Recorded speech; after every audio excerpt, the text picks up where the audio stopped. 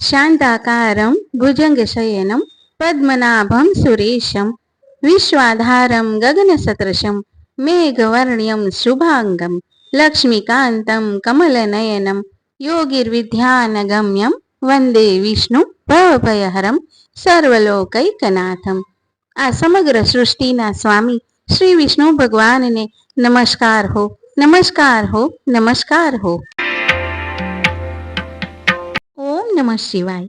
હર હર મહાદેવ। ભક્તિ કથા ચેનલમાં આપ સૌનું સ્વાગત છે। ભગવાનના સુંદર ચિત્રો સહિત પવિત્ર કથાઓ સાંભળવા માટે જરૂર સબસ્ક્રાઇબ કરો ભક્તિ કથા ચેનલ। જો આપ આ ચેનલ ઉપર નવા હો તો ચેનલને સબસ્ક્રાઇબ કરવાનું ભૂલશો નહીં। હિન્દુ પંચાંગ મુજબ કેટલાક નિર્ધારિત દિવસો ભગવાન શ્રી કૃષ્ણની ઉપાસનાને સમર્પિત હોય છે। આવા દિવસોને હરિવસર તરીકે ઓળખવામાં આવે છે। જે વ્યક્તિ આ દિવસે ઉપવાસ કરે છે તેને ભગવાન શ્રી કૃષ્ણ તરફથી શાશ્વત ફળોની પ્રાપ્તિ થાય છે, જેમ કે જન્માષ્ટમી, ગૌર પૂર્ણિમા, રાધા અષ્ટમી, એકાદશી વગેરે દિવસો ભગવાન શ્રી કૃષ્ણના વિવિધ સ્વરૂપોની ભક્તિ માટે મનાવવામાં આવે છે। આવા દિવસોમાં ઉપવાસ રાખનાર વ્યક્તિને ભગવાન શ્રી કૃષ્ણની વિશેષ કૃપા પ્રાપ્ત થાય છે અને તેની ભક્તિ યોગમાં અધિક પ્રગતિ થાય છે। તેમાં પણ એકાદશીનો ઉપવાસ ખૂબ જ મહત્વપૂર્ણ છે, જે ભક્તને ભૌતિક દુઃખોથી મુક્તિ આપે છે અને ભગવાન વિષ્ણુની ભક્તિમાં લીન રહેવા માટે પ્રેરિત કરે છે। પદ્મ પુરાણ અનુસાર ભગવાન શિવે પણ કહ્યું છે કે તમામ ઉપાસનામાં ભગવાન વિષ્ણુની ઉપાસના શ્રેષ્ઠ છે। ભગવાન વિષ્ણુના ભક્તો માટે એકાદશીનો દિવસ વિશેષ મહત્વ ધરાવે છે। ભક્તોની કરુણા અને ભક્તિના કારણે ભગવાન શ્રી કૃષ્ણ સૌલભ્ય રૂપ થાય છે। એકાદશી તિથિને હરિવસર કે ભગવાન હરિના દિવસ તરીકે ઓળખવામાં આવે છે। આ દિવસે એકાદશીનો ઉપવાસનો વિશેષ મહિમા છે। એકાદશીના વ્રત પૂજન વિધિ નારદ પુરાણ અનુસાર વ્યક્તિએ આ દિવસે બ્રહ્મ મુહૂર્તમાં સ્નાન વગેરેથી પરવારી વ્રત કરવા અંગેનો સંકલ્પ કરવો જોઈએ। એ સિવાય ઘટ સ્થાપન કરી ભગવાન વિષ્ણુનું સ્થાપન કરવું અને તેને ગંગાજળ છાંટી અને પવિત્ર કરવું, તેને કંકુ તિલક કરવું, ફૂલ ચડાવવા, ઘીનો દીવો કરવો, આરતી કરવી અને પછી ભોગ લગાવવો। આ પછી બ્રાહ્મણોને ભોજન કરાવી ને દક્ષિણા આપવી। આ દિવસે ઉપવાસ કરવો, માત્ર ફળાહાર કરવો। એકાદશી વ્રતના નિયમો જોઈએ તો વ્રતને દિવસે સવારે સ્નાન અને ધ્યાન કર્યા પછી સૌ પ્રથમ શ્રી હરિ વિષ્ણુનું ધ્યાન કરી ઉપવાસ પૂર્ણ કરવાનો સંકલ્પ કરવો। ઉપવાસના દિવસે અન્ન ગ્રહણ ન કરવું। બીજા દિવસે વ્રત પૂર્ણ થયા પછી જ ખોરાક લેવો જોઈએ। ઉપવાસના દિવસે ભૂલથી પણ ભાતનું સેવન ન કરવું જોઈએ।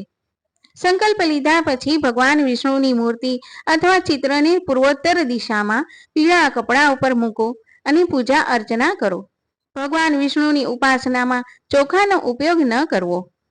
ચોખાને બદલે ભગવાન સમક્ષ ઘઉંની ઢગલી પર ગંગાજળ ભરેલ કળશ લઈ તેના પર સોપારી, પાન અને નાળિયેર મૂકવા। કળશ પર કંકુથી ઓમ અને સ્વસ્તિક બનાવવો। તેના પર ભગવાન વિષ્ણુને પ્રિય એવા પીળા રંગના પુષ્પ અને પીળા રંગના ફળ અર્પણ કરવા। જો શક્ય હોય તો આ એકાદશી પર રાત્રે જાગરણ કરવું। વ્રતના બીજા દિવસે બ્રાહ્મણને ભોજન કરાવવું અને વ્રતના પારણા કરવા। આજે આપણે વાત કરશું આસો મહિનાના શુક્લ પક્ષમાં આવતી એકાદશી, જે પાશાંકુશા એકાદશી અથવા તો પદ્મનાભ એકાદશી તરીકે ઓળખાય છે। હિન્દુ પંચાંગ અનુસાર પાપાંકુશા કે પાશાંકુશા એકાદશી આશ્વિન માસના શુક્લ પક્ષની એકાદશી તિથિએ મનાવવામાં આવે છે। આથી તેને આશ્વિન શુક્લ એકાદશી પણ કહેવાય છે।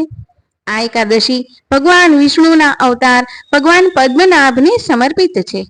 આ દિવસે ભક્તો શ્રદ્ધા અને ભક્તિપૂર્વક ભગવાન પદ્મનાભની ઉપાસના કરે છે। પાશાંકુશા એકાદશીનો ઉપવાસ કરનાર ભક્તને ભગવાન પદ્મનાભની પરમ કૃપા પ્રાપ્ત થાય છે। તેમના બધા પાપો નષ્ટ થાય છે અને તેઓ સુખમય તથા સમૃદ્ધ જીવન જીવે છે। આ એકાદશી એ એવા ઉપવાસનો દિવસ છે જેમાં ઉપવાસ રૂપી ધર્મબાણથી હાથી જેવા મહાપાપોનો નાશ થાય છે. આ દિવસે લોકો ભગવાન વિષ્ણુની ભક્તિ કરે છે અને ભજન કીર્તન દ્વારા પોતાના મન, વાણી અને કર્મને શુદ્ધ અને પવિત્ર બનાવે છે. પાશાંકુશા એકાદશીનો ઉપવાસ માનવીમાં સદગુણો અને સદાચાર લાવે છે. આ એકાદશી સઘળા પાપોને હરનારી, સ્વર્ગ અને મોક્ષ પ્રદાન કરનારી, શરીરને નિરોગી બનાવનારી, ધન અને મિત્ર આપનારી છે.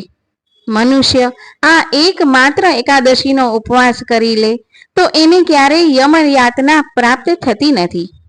એકાદશીના દિવસે ઉપવાસ અને જાગરણ કરનાર મનુષ્ય અનાયાસે જ દિવ્ય રૂપધારી, ચતુર્ભુજ, ગરુડની ધ્વજાથી યુક્ત, હારથી સુશોભિત અને પીતાંબરધારી ભગવાન વિષ્ણુના ધામમાં જાય છે. આવા પુરુષો માતૃપક્ષની 10, પિતૃપક્ષની 10 તથા પત્નીના પક્ષની પણ 10 પેઢીઓનો ઉદ્ધાર કરી દે છે. આ દિવસે સંપૂર્ણ મનોરથોની પ્રાપ્તિ માટે વાસુદેવજીનું પૂજન કરવું જોઈએ. જીતેન્દ્રિય મુનિ ચિરકાળ સુધી કઠોર તપસ્યા કરીને જે ફળ પ્રાપ્ત કરે છે એ ફળ આ દિવસે ગરુડધારી શ્રી વિષ્ણુના દર્શન કરવાથી જ મળી જાય છે.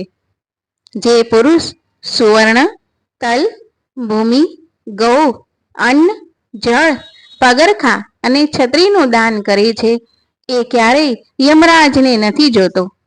આવા મનુષ્યો આ લોકમાં સ્વસ્થ દીર્ઘાયુ વાળા પુત્ર તથા ધન ધાન્યથી પૂર્ણ થઈને સુખ ભોગવે છે અને અંતમાં સ્વર્ગલોકમાં જાય છે. શારદીય નવરાત્રી બાદ આવતી આ એકાદશીનું વિશેષ મહત્વ છે. આ દિવસે ભક્તો ભગવાન વિષ્ણુ અને દેવી લક્ષ્મીની પૂજા કરે છે અને વ્રત ઉપવાસ રાખે છે.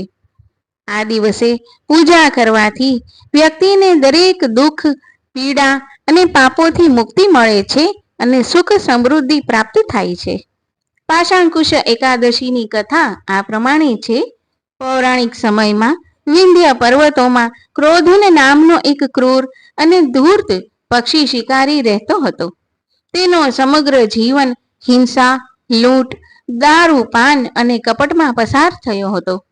જ્યારે તેનો અંત સમય નજીક આવ્યો ત્યારે યમરાજાએ પોતાના દૂતોને તેને લઈ જવા મોકલ્યા. જ્યારે દૂતોએ તેને જણાવ્યું કે તે બીજે દિવસે મરી જશે ત્યારે ક્રોધન ભયભીત થયો. પોતાના પ્રાણ બચાવવાની આશાએ તેણે મહર્ષિ અંગિરાના શરણમાં જવાનું નક્કી કર્યું. ક્રોધનની ભયભીત વિનંતીઓ સાંભળીને મહર્ષિ અંગિરાએ તેની પર દયા દાખવી અને તેને પાશાંકુશા એકાદશીનો ઉપવાસ રાખવાનો ઉપદેશ આપ્યો.